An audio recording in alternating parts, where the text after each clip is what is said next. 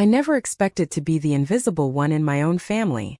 Growing up just outside Denver, Colorado, I was Sophie Whitaker, the quiet daughter who never made waves.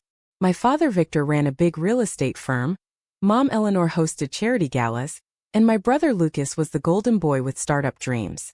Grandpa Elias built his empire from nothing, oil leases and cattle ranches across the western slope, and to me he was just the man who taught me to listen to the mountains.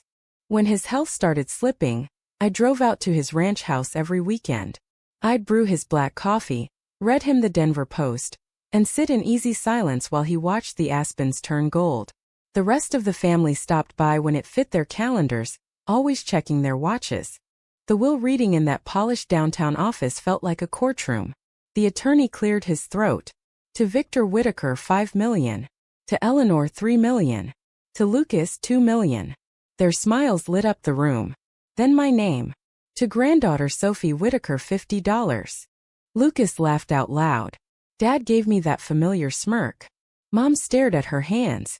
2 20s and a 10 slid across the oak table like spare change for the valet. I wanted to disappear. But Grandpa Elias had never done anything careless. Back in my car, I held the bills to the light. Tiny deliberate scratches underlined numbers in the serials, his old code system. Details tell the real story, Sophie, he used to say. I drove straight to his private bank downtown. The manager's face changed the second he saw the marks.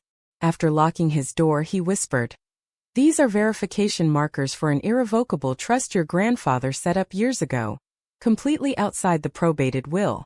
Only the person who brings these exact bills can ever access it." In the vault I found neatly stacked portfolios, bonds, and deeds, $28 million conservatively. On top lay an envelope with my name in his steady hand. "My dear Sophie, if you're reading this, you looked closer when everyone else laughed.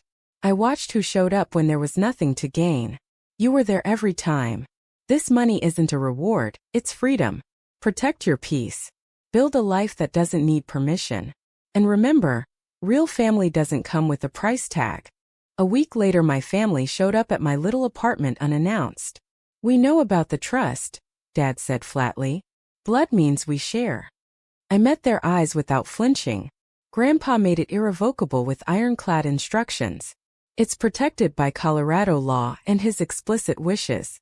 But more than that, he wanted me to finally see our truth. The room got loud, but something inside me stayed steady. "Love isn't measured in dollars," I said quietly. Months turned into a quiet year.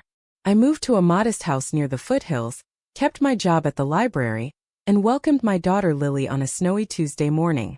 The family silence hurt, but it also felt like breathing room. Then one crisp autumn evening they knocked again. Not angry, but humbled. Lucas's latest venture had collapsed.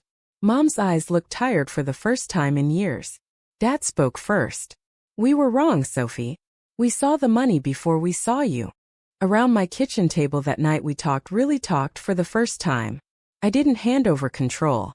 Instead I set up a smaller family education trust for Lily and any future cousins, with simple conditions. Regular visits, no demands, just time together. Grandpa's real gift wasn't the fortune in that vault. It was the courage to choose myself and still leave the door open for healing. In the end, the greatest inheritance isn't dollars. It's learning that true wealth grows in the relationships we nurture when no one is watching. And that forgiveness, when it's earned, feels even better than any bank balance.